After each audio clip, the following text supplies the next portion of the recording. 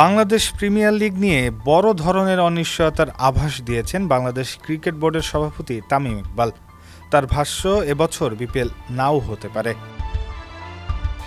তবে ব্যক্তিগতভাবে বিপিএল বন্ধ করার চেয়ে টুর্নামেন্টটি আরও গোছানোভাবে আয়োজনের পক্ষপাতী তিনি। সমকালকে দেওয়া একান্ত সাক্ষাৎকারে বিপিএল, ঘরোয়া ক্রিকেট ও ভারত সিরিজ সহ বিভিন্ন বিষয়ে কথা বলেছেন বিসিবি সভাপতি। এক লাইটেই নিশ্চিন্তে চলে দিনের পর দিন।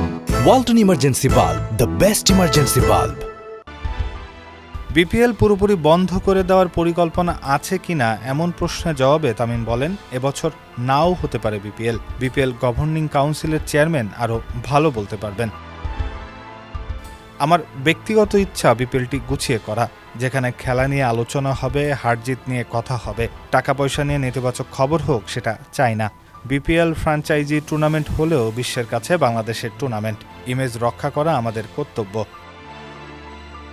2028 সালের টি-20 বিশ্বকাপ সামনে রেখে এবছর বিপিএল না হলে এর নেতিবাচক প্রভাব পড়তে পারে কিনা জানতে চাইলে বিসিবি সভাপতি বলেন, আমরা এবছর করতে না পারলেও 2027 সালে অবশ্যই ভালোভাবে করতে পারব। এছাড়া টি-20 টুর্নামেন্ট তো আছেই।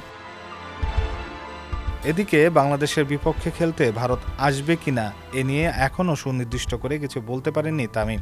বিসিসিআইয়ের সঙ্গে নিয়মিত যোগাযোগ থাকার কথা জানিয়ে তিনি বলেন, আমি আগেও বলেছি আমার সীমাবদ্ধতা রয়েছে। বোর্ড সভাপতি হিসেবে যতটা যাওয়ার আমি ততটা গিয়েছি, আমাদের সীমা অতিক্রম করতে চাই না। ডেস্ক রিপোর্ট, সমকাল।